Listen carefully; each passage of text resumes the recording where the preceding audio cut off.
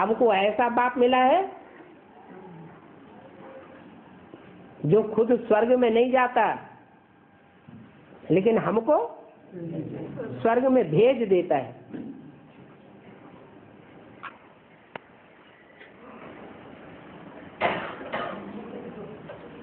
बाबा भक्ति मार्ग में हाथ में स्लिंग लेते हैं, हाथ में स्लिंग लेके पूजा करते हैं और उसको त्राटक लगाते हैं। वो त्राटक लगाने से बुद्धि खुलती है, ऐसे है।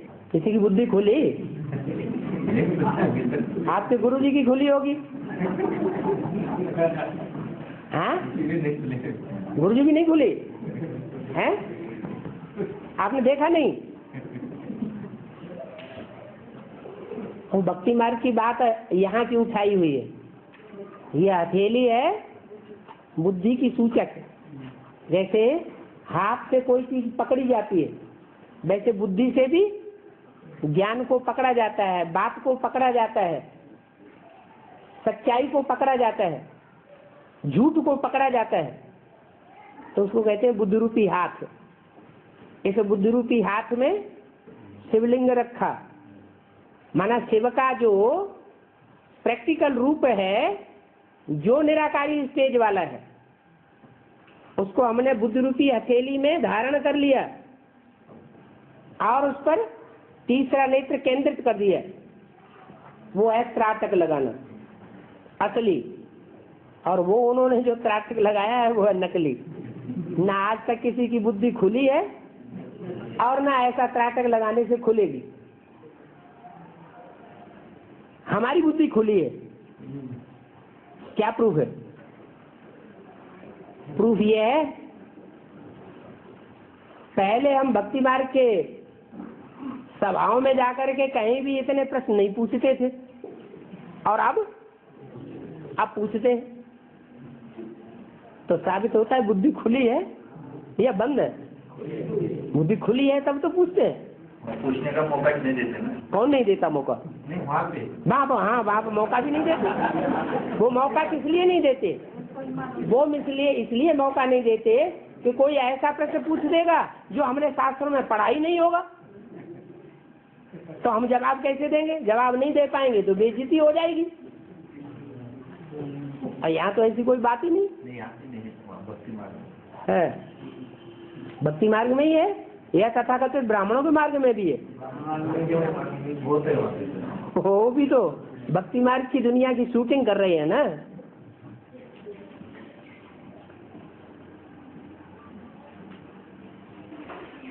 बेसिक वालों के पास गए, ज्ञान देने को गए तो शिव को दूर नजदीक आने नहीं देते।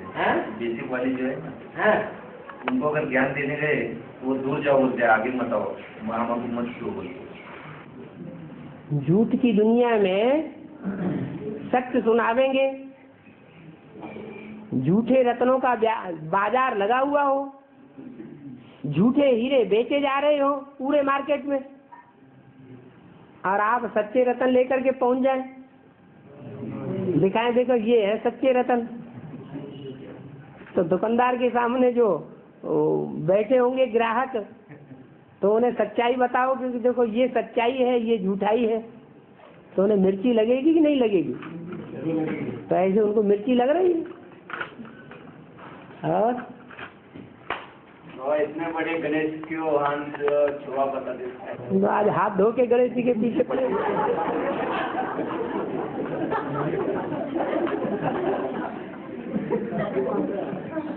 हाँ बोलो। गणेश जी को इतना बड़ा दिखाते हैं और उनका जो वाहन जो है वो बहुत छोटा है। गणेश जी को ज्ञानी आत्मा कहा जाता है। क्या? गणेश की मिसाल जो है हाथी से दी जाती है। हाथी के कान और लंबे चौड़े दिखाए गए हैं। तो गणेश जी ऐसे बड़े महारथी हैं कि बहुत ज्ञान सुनने वाले हैं और बहुत ज्ञान दूसरों को सुनाने वाले हैं, इसलिए उनके कान भी बड़े हैं और नाक से सूंगा सांगी बहुत कर लेते हैं। हर काम और इंद्रियों के मुकाबले कौन से अंग से करते हैं? नाक से ज्यादा काम करते हैं। उनके शरीर की आधी ताकत शरीर में रहती है और आधी ताकत नाक में रहती है। और माथा बहुत चौड़ा होता है, माना बुद्धिमत्ता बहुत होती है, बुद्धिमान है। और देह अभिमान दुनिया के सब जानवरों से जास्ती रहता है। आंखों में मद बहुत भरा हुआ रहता है। क्या? तो बाबा बोलते हैं सबसे जास्ती धोखा कौन अंग देता है? आंखें। उनकी आंखें सबसे जास्ती मद बांधी। पूछ उतना काम नहीं करती है। हनुमान जी की पूछ बहुत काम करती है और उनकी पूछ उतना काम नहीं करती। माने काम विकार के देह अभिमान की पूछ उतनी पावरफुल नहीं है जितनी हनुमान जी की दिखाई जाती है। तो ये विशेषताएं दिखाई गई है गणेश जी के पार्ट में।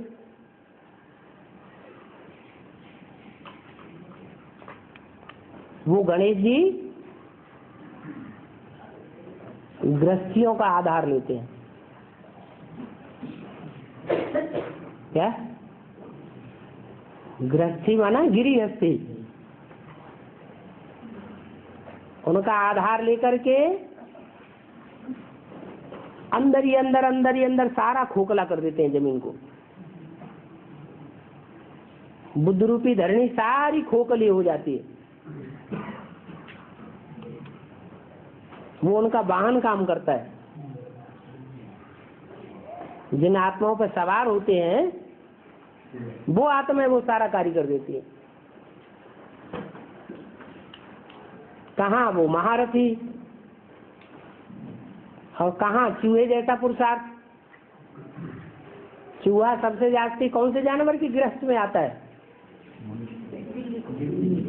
बिल्ली खा जाती है। माया बिल्ली ऐसे चूहों को हप कर जाती है। तो गणेश जी का वाहन माना जाता है वो। तो सारी सेवा चूहे के ऊपर बैठकर करते हैं।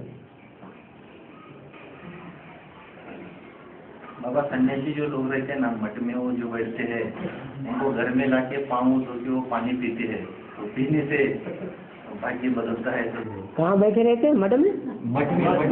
सन्यासी जो लोग हैं, मठ पंथ जो है ना, तो सन्यासी लोगों को घर में बुलाते हैं, वो पूजा वो करते हैं उनकी, और वो पानी पीते हैं वैसा ही। उनके पाँव धोते हैं और वो पानी पीते हैं, और पाँव धो करके वो पानी को खुद पी जाते हैं। भाग्य। पानी किसे कहा जाता है? ज्ञान जल को पानी कहा जाता है। जब ईश्वर आते हैं तो कोई होते हैं ज्ञान बहुत धारण करते हैं, प्रकांड विद्वान हो जाते हैं ईश्वरी ज्ञान में। लेकिन जो प्रैक्टिकल ज्ञान है, घर गृहस्थ में रहते पवित्र बन करके दिखाना, उस बात में फेल हो जाते हैं।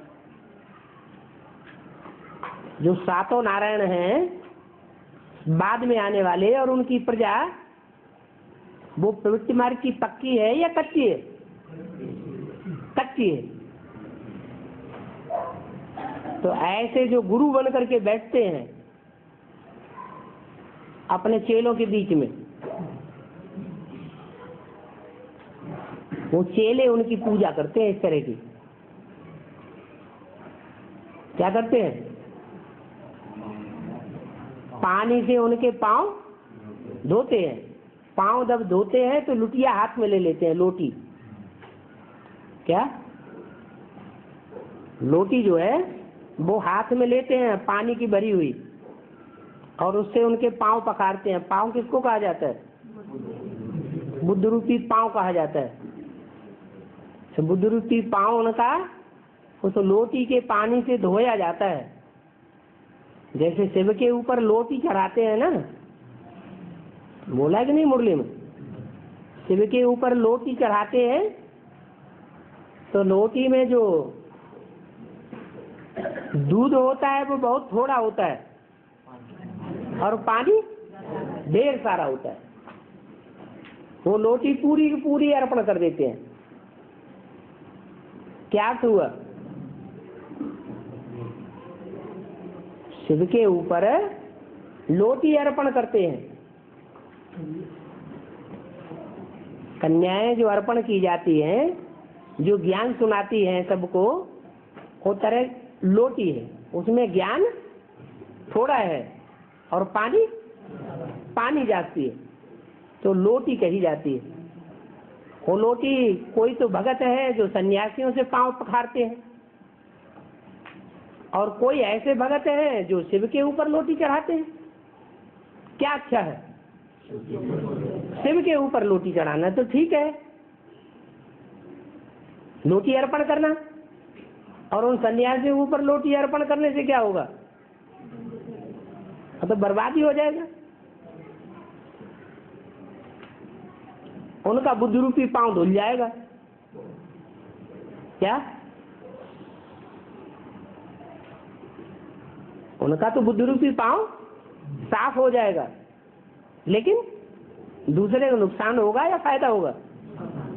तो संग करने वालों को तो नुकसान ही हो जाएगा। वो तो अपनी तुलना करते हैं किससे? शिव से। इसलिए शिवो हम कह के बैठते हैं।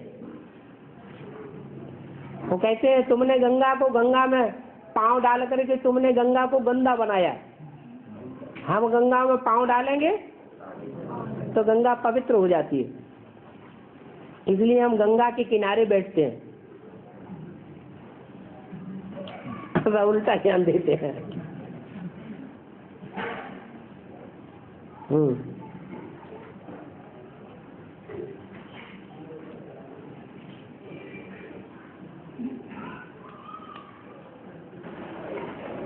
विनाश के बाद आदि पाप आत्माएं बचेंगे और आदि पुण्यात्माएं बचेंगी। तो पुण्यात्माओं में विजयमाला के सारे बचेंगे। पुण्यात्मा में विजयमाला के भी सारे बचेंगे और रुद्रमाला के सूर्यवंशी चंद्रवंशी जितने भी होंगे वो भी सारे बचेंगे। अगर चंद्रवंशियों में जो सूर्यवंशी बनकर के अर्पित हो जाएंगे, मन बुद्धि से सरेंडर हो जाएंगे, वो हैं, बाकी तो शरीर छोड़ना पड़ेगा। कि आपने अपने समय पर उसमें जो शरीर दबा हुआ है उसमें आकर प्रवेश करती। हाँ जी, हाँ जी, हाँ। तो 1.25 लाख जो बच्चे हैं रानी पंथी के हाथ में, 1.25 लाख विजयमाला से आने वाले जो बच्चे हैं, फिर उनकी अवृत्ति कम हो गई, जैसे पूरी नहीं बचेंगे तो अंत तक बनेगी नहीं, बनने के बाद फिर शरीर छोड़ेगी। तो आखिर में तो फिर और थोड़े ही बचेंगे। आखिरी में जो बचेंगे उनसे जनरेशन बढ़ेगी या नहीं बढ़ेगी? तो जब जनरेशन बढ़ेगी तो पहले जन्म के लिए भी चाहिए कि नहीं चाहिए? 4.5 लाख यहीं हो जाएंगे और 4.5 लाख से 4.5 लाख का यहीं पूरा जन्म हो जाएगा। तो सतयुग में जनरेशन कहाँ से आएगी? पहले जन्म वाली। यहाँ की जनरेशन ही वहाँ काम करेगी, यहाँ का फाउंडेशन ही वहाँ काम करेगा। पूरे 4.5 लाख जन्म लेंगे सतयुग के पहले जन्म के अंत तक। सतयुग के पहले जन्म के अंत तक, हाँ, 4.5 लाख जन्म लेंगे और 9 लाख भी। राधा कृष्ण जैसी आत्माएं वो जन्म लेती रहेंगी या नहीं लेती रहेंगी? तक 9 लाख ज़्यादा, लेकर कृष्ण वाली आत्मा गद्दी पर बैठने के बाद भी कुछ आत्माएं जन्म लेती रहेंगी। के बाद ठीक है, लेकिन शरीर कौन छोड़ेंगे और कौन नहीं छोड़ेंगे? जो संपूर्ण निराकारी स्टेज वाले होंगे वो शरीर नहीं छोड़ेंगे, और जिन्होंने बाद में थोड़े समय के लिए निराकारी स्टेज बनाई है या दूसरे धर्म के छिलके वाले हैं, उनको शरीर छोड़ना पड़ेगा। दूसरे धर्म के बीच शरीर छोड़ेंगे। हाँ जी, चंद्रवंशी से लेकर चंद्रवंशियों में 2 प्रकार के हैं। एक तो वो चंद्रवंशी जो विजयमाला के दाने बनते हैं, और एक वो चंद्रवंशी जिनमें सब धर्म की आत्माएं प्रवेश कर जाती है, चंद्रवंशियों से पूरे प्रभावित हो जाते हैं, या चंद्रवंशी दूसरे धर्म वालों से पूरे प्रभावित हो जाते हैं। अभी बीकेज में सब चंद्रवंशी कहेंगे या सूर्यवंशी भी वहाँ मौजूद है? सारे ही चंद्रवंशी हैं। उन चंद्रवंशियों में कोई तो असली चंद्रवंशी है जो विजयमाला के दाने बनेंगे, और बाकी सब दूसरे धर्मों में कन्वर्ट होने वाले हैं। तो जो दूसरे धर्मों में कन्वर्ट होने वाले हैं उनको शरीर छोड़ना पड़े या नहीं छोड़ना पड़े? छोड़ना पड़ेगा। जो विजयमाला के मणके होंगे वो निकल आवेंगे, उन्हीं के लिए सारी अभ्यकवाणी चल रही है। क्या एडवांस पार्टी जब टाइम आवेगा तो तुम्हारे लिए पूरा फील्ड तैयार करेंगी। कौन? माउंट आबू वाले एरोप्लेन बना रहे 3 महीने के बाद बोल रही सुनी बातों पर पट्ट विश्वास कर लेना। देखो ना जाके वो जो कुछ भी कहेंगे सुनते रहेंगे, सब हम सुनाते रहेंगे। हाँ, एटम बम तो नहीं बना रहे शंकर पार्टी को मारने के लिए। पांडवों ने जुआ खेला पांडवों ने पूरी बाजी लगाई और कौरवों ने अधूरी बाजी लगाई, और जो लगाई वो भी अपनी मुट्ठी में रखी। हाँ, थोड़ा सा विस्तार में तो मुरलियों में ही विस्तार बता दिया ना सारा। पांडव जो हैं वो अपना तन धन धाम सुहृद बीवी बाल बच्चे सच्चाई से लगाते हैं। हमारा नहीं है, किसका है? ईश्वर का है। हमारा इसमें कोई दखल नहीं। दे दिया तो ईश्वरीय सेवा में दे दिया, हम याद भी नहीं करेंगे। और पांडव जो काम करते हैं उसके बिल्कुल विपरीत कौरव करते हैं। वो दिखाने के लिए सरेंडर कर देंगे, तन भी सरेंडर करेंगे, बीवी बाल बच्चे भी सरेंडर करेंगे, धन भी सरेंडर करेंगे, अपने संबंधी भी लगाए देंगे, दिखाने के लिए स्वाहा करेंगे, लेकिन रखेंगे सब अपनी मुट्ठी में। बंडरूअल ट्रस्ट बनाया गया। ये कौरवों की यादगार है या पांडवों की यादगार?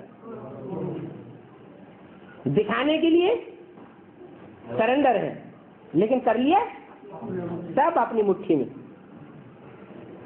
पांडवों ने जो दिया वो भी अपनी मुट्ठी में कर लिया, और अपना तो अपनी मुट्ठी में रखा ही। तो जुआ भी सत्य असत्य का जुआ हो गया। भगवान कहते हैं ये जुआ खेलो।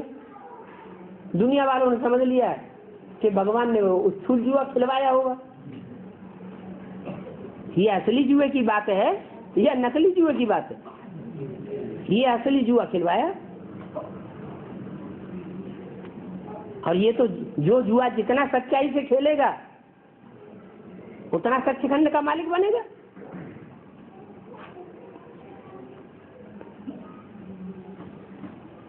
हाँ बाबा, ये तो 5000 वर्ष का ड्रामा है। लेकिन एक मुरली ने ऐसा बताया कि 24/11/1987 को 5000 वर्ष पूरे होते हैं। 24/11/1987 को 5000 पूरे होते हैं। वो रिवाइज कोर्स की मुरली है। 87 में जो वाणी चली है या जो छापी गई है वो बाबा के समय की है या 87 में बनी? बाबा के समय की मुरली है, रिवाइज कोर्स की है।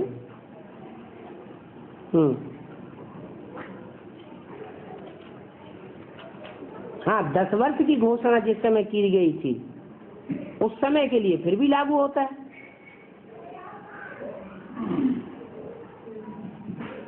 दस वर्ष में पुरानी दुनिया का विनाश, नई दुनिया की स्थापना हो जाएगी। तो बुद्ध रूपी क्षेत्र की बात है। बुद्ध रूपी क्षेत्र में कोई आत्मा सत्य की स्टेज में अनुभव करने लगी, बाकी विनाश हो गया। आप मुए, मर गई दुनिया। ये दुनिया मर गई वो हमारे काम की नहीं, ये सब मुर्दे हैं।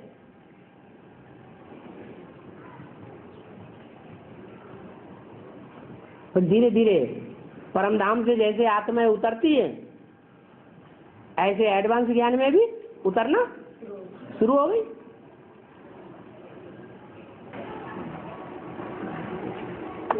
वाली नारायण है, वो अपने शरीर से डायरेक्ट बात से ज्ञान नहीं सुनेंगे। कौन? कम कला वाले नारायण है, डायरेक्ट सुनेंगे तो फिर वो 4.5 लाख में नहीं आ जाएंगे। प्रवेश करके बाद नहीं सुनेंगे। प्रवेश करके सुनते हैं, बाकी अपने शरीर से नहीं सुनते। उसमें देवान इतना ज्यादा रहता है और सामने आने की हिम्मत ही नहीं।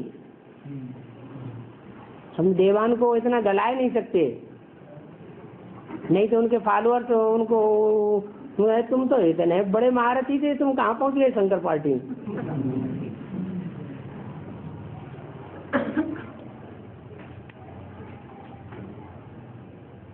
मान मर्तबा छोड़ा नहीं जाता है। युग में भी वो राजे बनते होंगे, जैसे सती त्रेता में जैसे नंबर 1 नारायण है तो उसमें राम भी बनते हैं। तो द्वापर कलयुग में भी उनकी राजा चलती होंगी। इसकी राम का कहीं कम कला वाले नारायण कम कला वाले दूसरे धर्म में कन्वर्ट हो जाते हैं। फिर राजा ही तो चलती है, जैसे सती प्रेता में राजा ही उन्होंने घूम लिया। ऊपर से आने वाली आत्माएं वो ज्यादा पावरफुल होती हैं या नीचे वाले जो अनेक जन्म लेते आए हैं वो ज्यादा पावरफुल होते हैं? तो ऊपर से जो आएंगे वो उनको अपने कब्जे में रखेंगे, अधीन बना के, दास दासी बना के रखेंगे, या उनको राजा ही पद देंगे? ये तो कन्वर्ट होने वाले हैं। कोई दूसरा धर्म वाला, दूसरा पावरफुल आ जाएगा तो उससे पीछे भागने लग पड़ते हैं। मुसलमान तो कहते हैं हिंदू काफिर हैं, कहाँ कहाँ फिरते रहते हैं। तो नीची दृष्टि से देखते हैं, वो अभी देखने में आ रहा है क्या? जो एक बार कन्वर्ट हो जाते हैं उनको हिंदुओं ने कभी अपने में स्वीकार नहीं किया। कन्वर्ट होने वाली है कच्ची आत्माएं।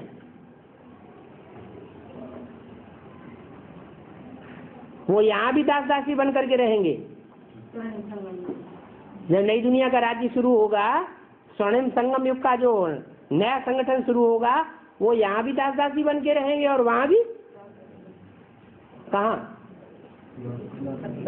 वहाँ द्वापर में, द्वापर कलयुग में वहाँ भी दूसरे धर्मों के कंट्रोल में रहते हैं।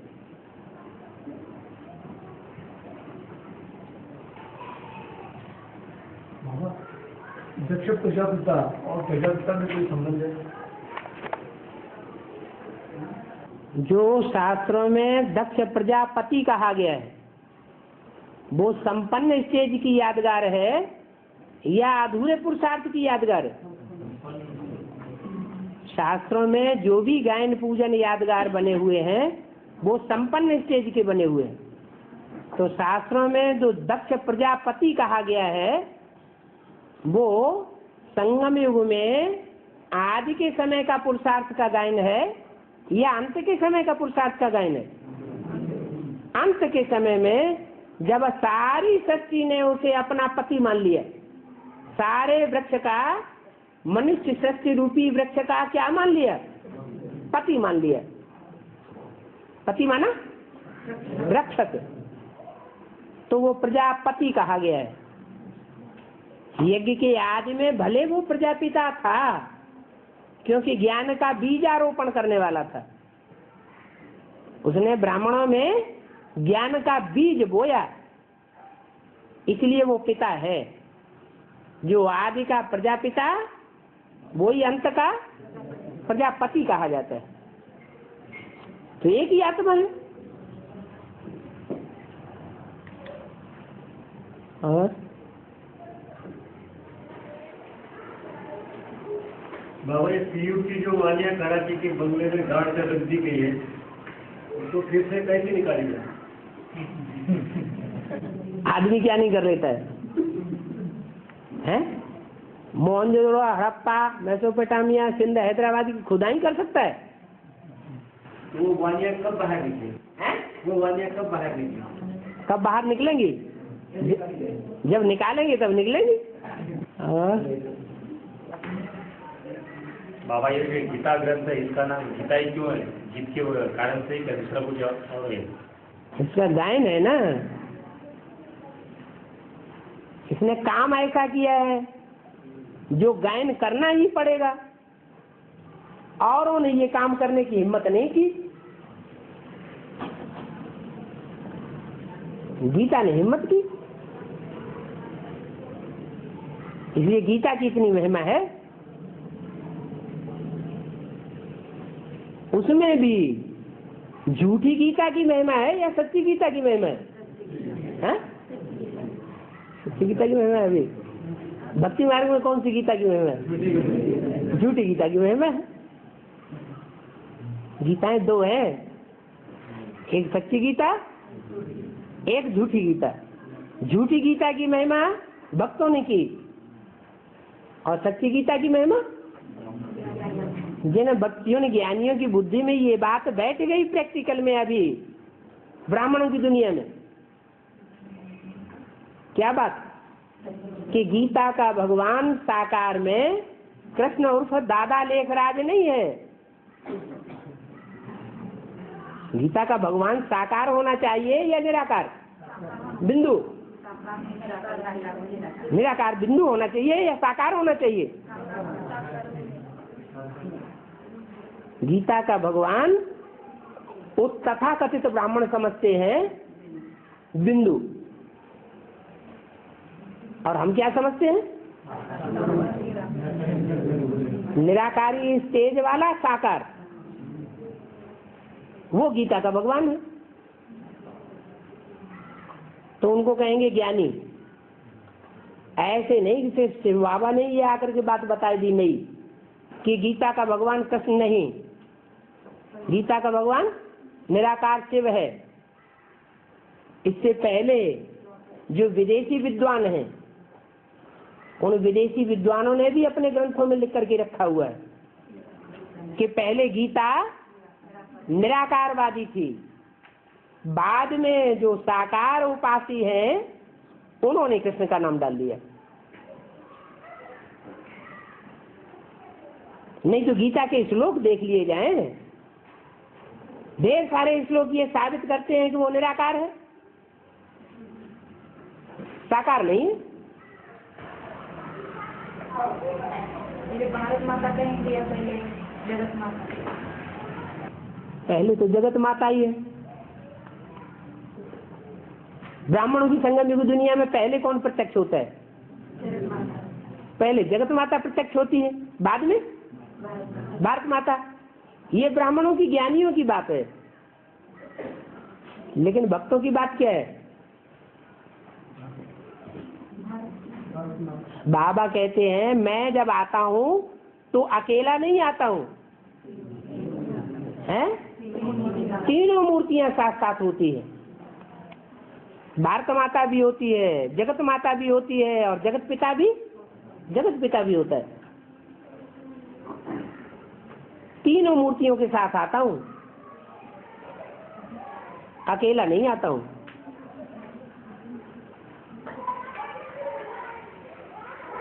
बाबा गीता जो बोली वो निराकार में बोली, वो तो पुरुषवाचक नाम है ना?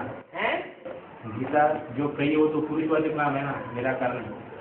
तो गीता पुरुषवाचक नाम है? नहीं, गीता जो कही है सुप्रीम सोल ने, वो तो पुरुषवाचक नाम दिखता है ऐसा। और गीता ऐसा तो लेडीज की है, स्त्रीलिंग क्यों नाम है ऐसा? माता है ना, गीता माता है, वो गीतापति भगवान है, उसके रोम रोम पर उसका अधिकार है।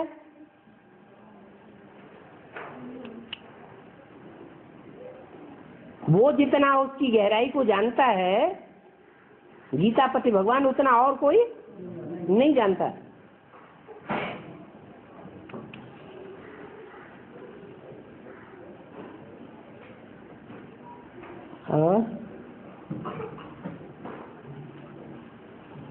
लेकिन गीता माता सदगति दाता नहीं है।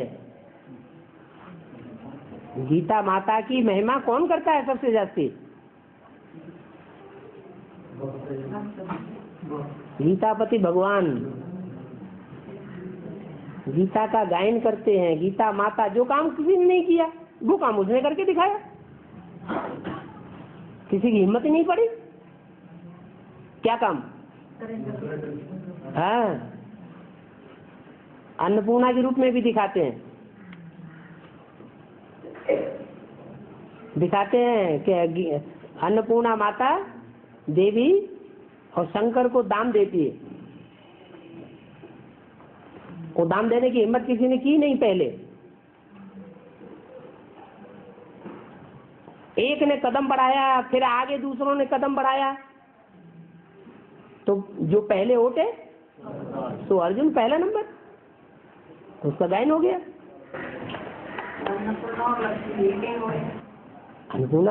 अन्नपूर्णा लक्ष्मी नहीं, अन्न का अर्थ नहीं समझा आपने। याद कहो, स्नेह कहो, प्यार कहो। प्यार शरीर से ही होता है, बिना शरीर के प्यार, बिना कर्मेंद्रियों के प्यार नहीं होता। भगवत गीता और गीता में क्या फर्क है? श्रीमद् भगवत गीता है जीवन कहानी, और गीता में सिर्फ ज्ञान की बातें हैं। क्या? जो गीता है वो महाभारत का एक छोटा सा अंश है, एक अध्याय है, और उसमें एक बड़ा लंबा अंश जो है महाभारत का वो श्रीमद् भागवत है। उसका नाम भागवत इसलिए पड़ा कि उसमें एक अध्याय गोपियों के भागने की कथा का है। दुनिया कैसी है, भगाया। इस दुनिया वाले समझते हैं जन्म जन्मांतर स्त्रियों को भगाते रहे हैं, ऐसे भगाया होगा, लेकिन इस तरह भगाने की बात नहीं है। कौन सी बात है? वो ज्ञान की बात है। ज्ञान की शक्ति से मन बुद्धि को आकर्षित किया, नहीं तो बांस की मुरली से कोई थोड़ा ही भगती है।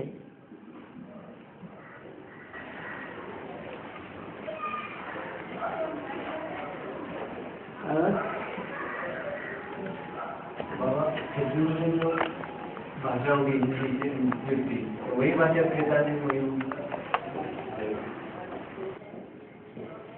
त्रेता युग में राज्य अलग होगा या सतयुग जैसा राज्य होगा? हैं? राज्य ही अलग हो जाता है। वहाँ अनेक राजाएं होते हैं, महाराजा कोई नहीं होता। और सतयुग में महाराजा ही होते हैं और राजाएं वहाँ होते ही नहीं। तो अंतर नहीं पड़ेगा।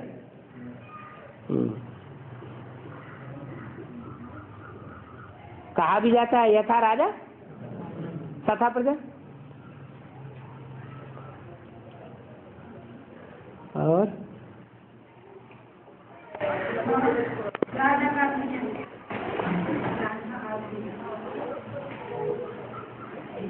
सीता का अर्थ क्या है?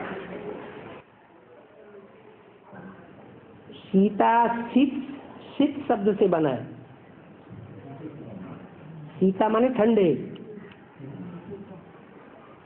क्या है?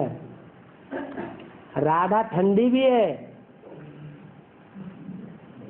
लेकिन इतनी ठंडी नहीं है जो कोई कंट्रोल में कर ले। कृष्ण किसी बुद्धि को हटा दे, ऐसे शास्त्रों में दिखाते हैं।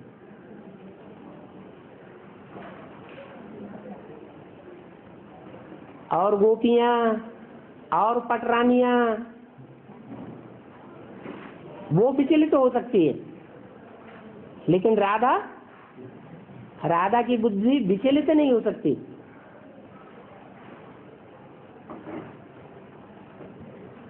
राधा एक ही होती है और पटरानियां अनेक होती हैं। अनेक धर्मों से कनेक्टेड है पटरानियां और एक सद्धर्म से कनेक्टेड है राधा।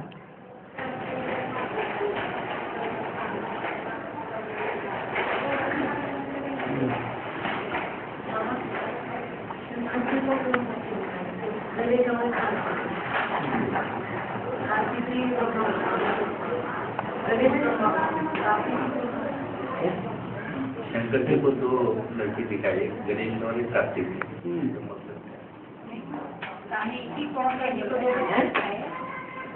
कार्तिकी गणेश ब्रह्मा है बोलते, कार्तिकी कौन है?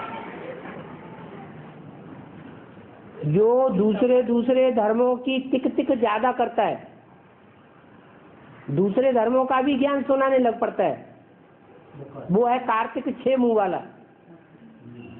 एक मुंह से बात नहीं करता है, 6 मुंह से बात करता है। इस्लाम धर्म में भी चला जाएगा, वहां की भी बात करेगा। बौद्ध धर्म में चला जाएगा, वहां की बात करेगा। क्रिश्चियन धर्म की भी बात करेगा, मुसलमानों की भी बात करेगा।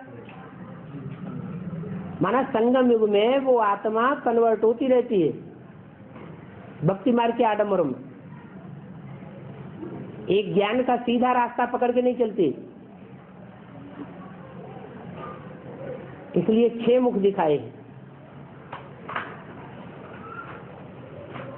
6 हैं सशक्त धर्म। वही कार्तिकेय है जो टिक टिक ज्यादा करता है ज्ञान की बातों की, लेकिन एक जगह खुद नहीं टिक पाता है। प्रत्यक्ष पाठ किसका है वो कार्तिकेय? अभी बताया ना, जो 6 धर्मों में कन्वर्ट होता है, तो कौन सा धर्म ऐसा है जो सब धर्मों में कन्वर्ट हो जाता है? आज समझिए, हर धर्म में कन्वर्ट होते हुए जाते हैं। जहाँ देखी तब बारात, तो वहीं बिताई सारी रात। द्वापर युग शुरू हुआ, इस्लाम धर्म शुरू हुआ, तो इस्लाम धर्म में कन्वर्ट हो गए। तो प्रधानता की स्टेज है ना। बौद्ध धर्म शुरू हुआ तो बौद्ध धर्म में चले गए, क्रिश्चियन धर्म आया क्रिश्चियन धर्म में चले गए। जो हर धर्म में कन्वर्ट होते रहते हैं, जिनका अपना कोई धर्म है ही नहीं, किसी धर्म पे उनको विश्वास ही नहीं, सब धर्मों से विश्वास उठ जाता है। वो आखिरी धर्म है, आखिरी में उनका राज्य चलता है, कांग्रेस राज्य। कांव कांव बहुत करते हैं, अब उसको कांव कांव कहो, टिक टिक कहो, ज्ञान की टिक टिक कहो, अथवा कौओं की कांव कांव कहो, है एक ही बात। होने किसी धर्म से कोई सरोकार नहीं है, धर्म निरपेक्ष राज्य, हमें किसी धर्म की अपेक्षा नहीं है। कोई धर्म में तुम चलो, हमको वोट दे दो।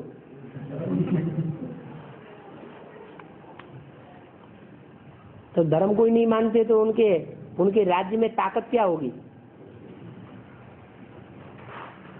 उनकी सॉवरेंटी में कोई ताकत नहीं होती।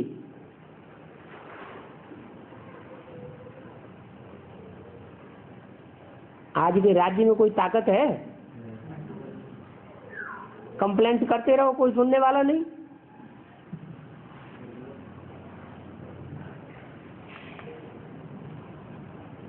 और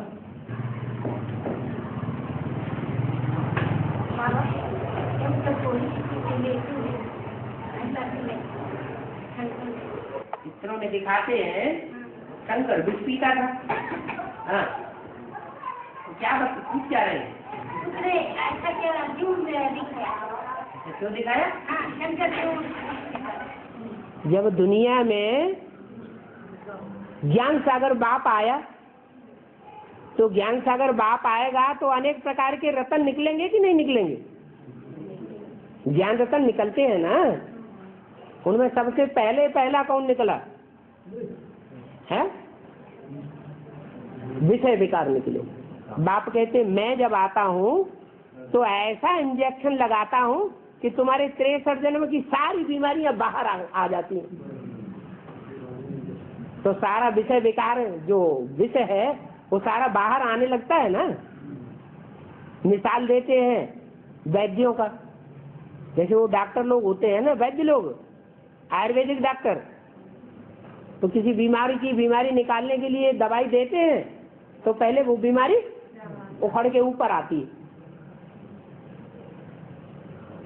तो ऐसे ही जो विकारों का विष है वो बाहर आता है। तो जो भी विकारों का विष भरा हुआ है नसों नाड़ियों में, कितनी है? 16,000। उन नसों नाड़ियों में 16,000 में 500 करोड़ में से 16,000 हैं जिसमें वो विष ज्यादा भरा गया। वो विष निकल करके बाहर आता है। अब जो पहला रतन है वो बाहर आया, घबरा गया।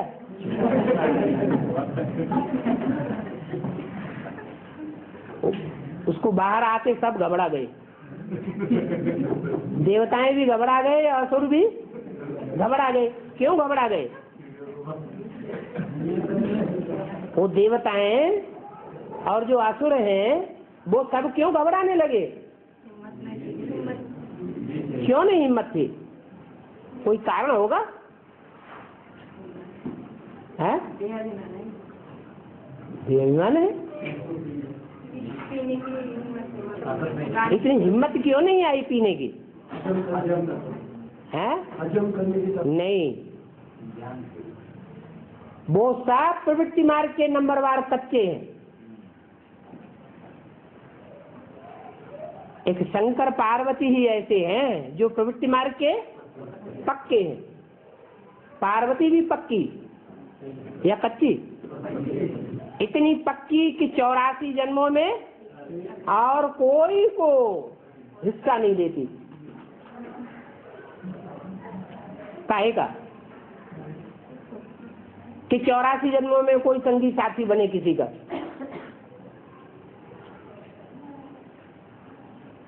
तो शंकर और पार्वती जन्म जन्मांतर के प्रवृत्ति मार्ग के पक्के हैं। वो प्रवृत्ति मार्ग से घबराने वाले नहीं हैं। उसमें भी खास बीज कौन है? बाप।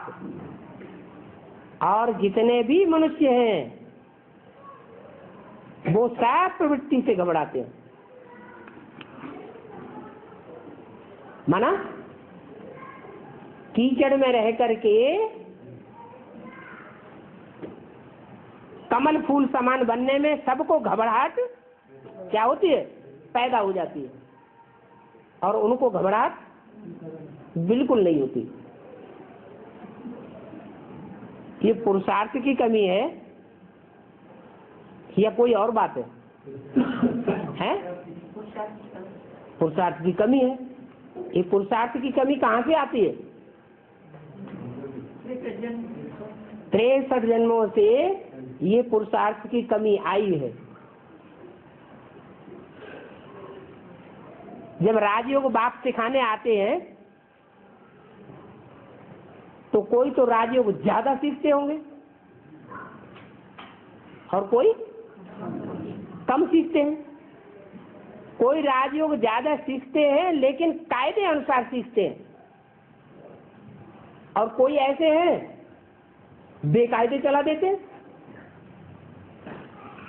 कायदे और बेकायदे क्या होता है?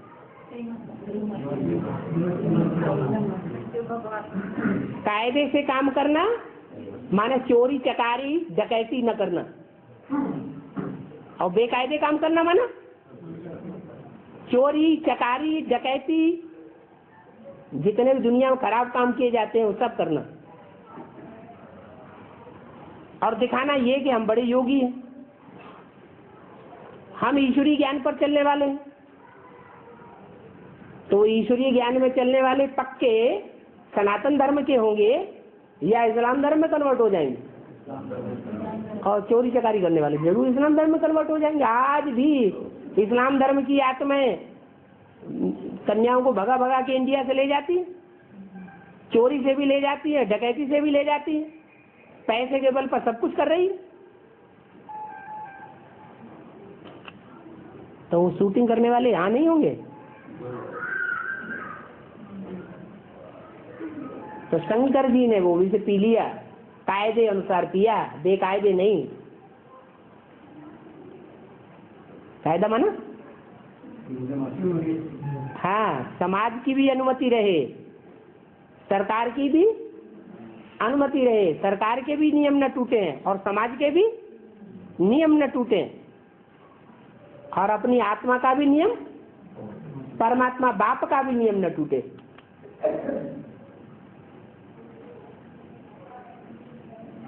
पतित तो सब होते हैं। मुरली में क्या बोला? पतित तो सब होते हैं। तो कायदा है। ये तो कायदा नहीं है कि इस दुनिया में कोई पतित न बने। पतित तो सब होते हैं, लेकिन क्या होना चाहिए? है एक के साथ पतित बने। ये बुद्धि की बात है या कर्मेंद्रियों की बात है? बुद्धि की बात है। एकलव्य का लव एक से जुड़ा हुआ होगा तो तीर चलाने में बुद्धि तीखी रहेगी या भौंदू होगा? सब अनुभव करते हैं जिन दिनों विकारी प्रवृत्तियां ज्यादा चलती हैं जीवन में, तो बुद्धि में से ज्ञान सारा उड़ जाता है। और बुद्धि अगर एकाग्र रहे, कर्म करते रहे, बुद्धि एकाग्र बनी रहे, तो बुद्धि में से ज्ञान उड़ेगा। लगाव की बात है, अटैचमेंट की बात है। अटैचमेंट से परे होने की बात है। आखिरी पेपर कौन सा है? नष्टो मोहा स्मृति लब्धा। तो लंबे समय का पुरुषार्थ होगा, उसको स्मृति लब्धा ज्यादा होगा, पहले होगा, या थोड़े समय के लिए पुरुषार्थ किया होगा उसको ज्यादा होगा? लंबे समय का पुरुषार्थ होगा तो स्मृति लब्धा होगा। तो कोई ने नहीं हिम्मत कर पाई क्या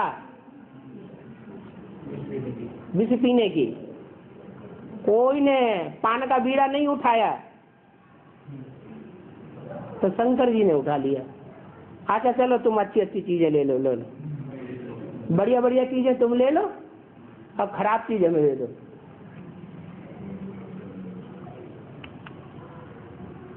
अपने उसी में मत। माता जी कहते हैं ऐसा काम क्यों करता है? शिव बाबा भी कहते हैं, शिव बाबा भी कहते हैं, जैसे माता जी ने बोला। शिव बाबा क्या कहते? अमृत छोड़ बिख काहे को खाए। किससे कहते हैं? शंकर जी को कहते हैं, जो विश्व का बादशाह बनने वाला उसी को कहते हैं।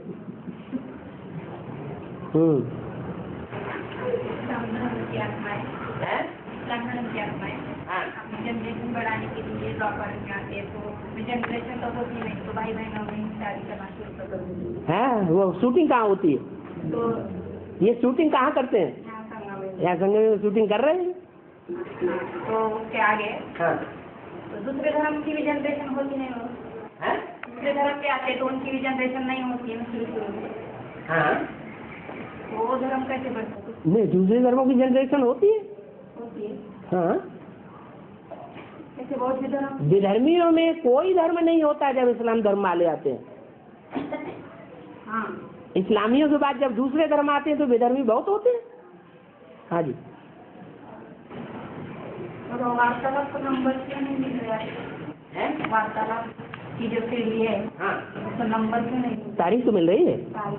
तारीख में भी सीरियल होता है। आज की तारीख डाली जाएगी तो सीरियल नहीं बनेगा, बन जाएगा। बाद में जब सेटिंग अच्छी हो जाएगी तो वो भी दे दिया जाएगा। हाँ,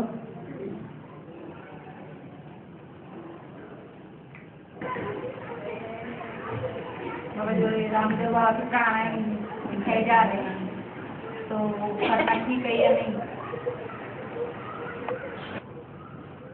शरीर को स्वस्थ लेने के लिए दवाई लेना ठीक है या नहीं?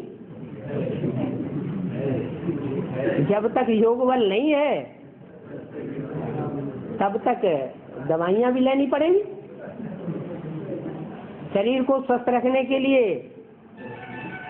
कोई खास प्राणायाम है या शरीर के आयाम हैं, आसन हैं, अगर टाइम निकलता है तो वो भी करें, लेकिन मुख्य ध्यान किसके ऊपर रहे? हैं? याद की यात्रा के ऊपर खास ध्यान रहे। प्राणायाम करें तो भी ध्यान रहे, आसन लगाएं तो भी ध्यान रहे, क्योंकि मालूम है 2500 साल से ये आसन प्राणायाम करते चले आए, आखिरी निस्तार तो दुनिया में किसी का हुआ नहीं। ऐसे ही फालतू चिल्लाते हैं कुंडलनी शक्ति जागृत करेंगे, कुंडलनी शक्ति जागृत होती है, हुआ आज तक किसी का भी नहीं है। बिल्कुल नहीं होता, कोई का आज तक हुआ नहीं जो कुंडलनी शक्ति जागृत हो जाए और सैकड़ों साल का आदमी बना रहे। चक्कर वक्कर सब ऐसे ही हो, दम चक्कर में फंसे हुए हैं।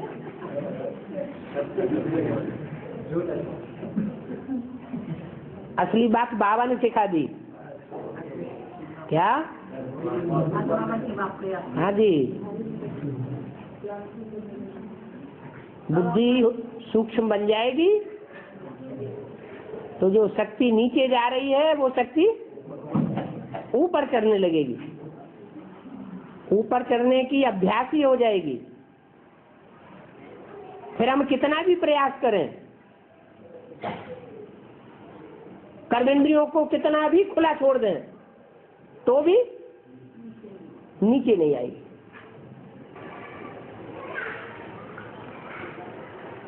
और हमारे पास एक कुमार आता है 10 साल से, कुमार आता है ज्ञान सुनने के लिए। वो कॉलेज था तो हर रोज के काम मानो कॉलेज के 1 घंटा आके सुन के जाता था। अभी तो छुट्टी का दिन है तो फिर वो माँ के पास पैसे लेके अभी हर रोज आता है। हाँ जी, उसकी माता हमारे पास आके बोलते हमारे बच्चों को पागल बनाए आप लोग। वो बोलता है मैं मुरली से मैं बिगड़ नहीं रह सकता हूँ, उसके पास सीढ़ी माना कुछ नहीं सुनने के लिए। तो बोल रहा है मैं क्या करूँ। कितना टाइम हो गया उसे सुनते हुए? 10 साल। वो बोलता है मुझे लास्ट से पास जाना है। 10 साल? नहीं 10 महीने हो गए। 10 महीने तक आपने उसे भर्ती नहीं करा पाई? माना वो पैसे नहीं है ना जाने के लिए, जाना चाहता था कि पैसे नहीं। बाबा तो बोलते हैं ऐसा हो नहीं सकता मतलब घर वाले कि कोई को बाबा से मिलने के लिए पैसे की कमी पड़ जाए। वो बोलते घर में ही बैठे क्या करना है, बाहर गाँव को नहीं जाओ हर रोज। कोई और बात होगी पता चलेगा। नौकरी भी नहीं करने देते? अच्छा, इकलौता है?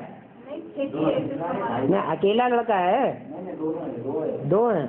अच्छा, क्या होता है मैंने इसकी ज्ञान सुनने अभी हर रोज जाते सुनना है। उसको बाप का पूरा परिचय नहीं मिला है। परिचय बुद्धि में बैठ जाए तो बाबा कहते 1 सेकंड भी रुक न सके। कोई कितना भी बंधन में हो, अगर पूरा निश्चय बैठ जाए तो आत्मा भागेगी। चलो अब तो 1-2 उठने लगे, ऊपर गई सवाल।